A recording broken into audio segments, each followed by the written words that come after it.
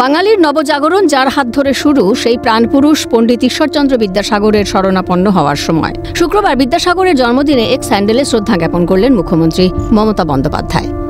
Social মিডিয়ায় দীর্ঘ পোস্টে বিদ্যাসাগরকে স্মরণ করে সেই বার্তাই দিলেন বাংলার মুখ্যমন্ত্রী। এক্স পোস্টে মুখ্যমন্ত্রী লিখলেন, বাংলার নবজাগরণের অগ্রদূত পণ্ডিত ঈশ্বরচন্দ্র বিদ্যাসাগরের জন্মদিবসে তাঁকে জানাই আমার সশ্রদ্ধ প্রণাম। বাংলার সৌভাগ্য, এমন একজন মানুষকে আমরা পেয়েছিলাম। তার কাছে আমরা বাংলা ভাষার বর্ণপরিচয়ের প্রথম পাঠ নিয়েছি।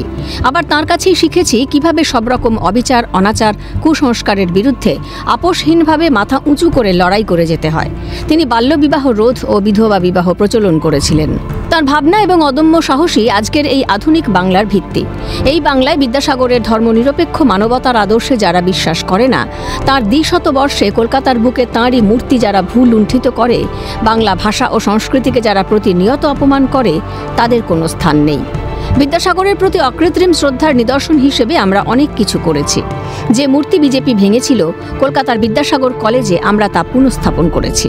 সারা বাংলা জুড়ে বিভিন্ন অনুষ্ঠানের মধ্য দিয়ে আমরা এই মহামনীষীর দ্বিশতবার্ষিকী পালন করেছি।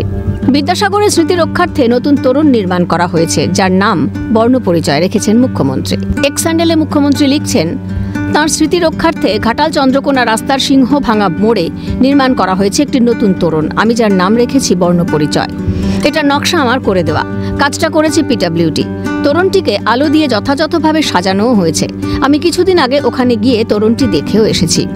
এরই সঙ্গে সংলগ্ন এলাকার সৌন্দর্যায়ন থেকে শুরু করে হাই মাস্ট আলো লাগানো সবই করা হয়েছে। এই হাই মাস্ট আলো লাগানোর কথাও আমি বলে এসেছিলাম। কাজগুলো সব হয়ে গেছে। মোট খরচ হয়েছে প্রায় 1,83,00,000 টাকা। তার জন্মভূমি বীরসিংহ গ্রামেও করা হয়েছে বীরসিংহ প্রবেশদ্বার, সেটিকেও আলো দিয়ে সাজানো হয়েছে।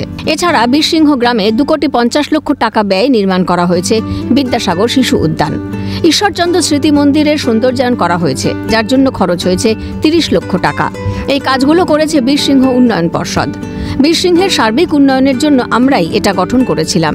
এর আগেও বীরসিংহ গ্রামে তার বসতবাটি সংস্কার সহ নানা কাজ আমরা করেছি। বিদ্যাসাগর মহাশয়ের কলকাতার বাদুর বাগানের বাড়ির মিউজিয়ামটিকেও নতুনভাবে করে দেওয়া হয়েছে। এছাড়া বিদ্যাসাগর কলেজকে হেরিটেজ হিসেবে গড়ে তোলা থেকে শুরু করে বিদ্যাসাগর কলেজেই তাঁর নামে একটি আর্কাইভ তৈরি করা, তাঁর স্মৃতিধন্য কলকাতার মেট্রোপলিটন ইনস্টিটিউশনকে অনুদান দেওয়া, অনেক কিছুই আমরা করেছি, করছি, করব।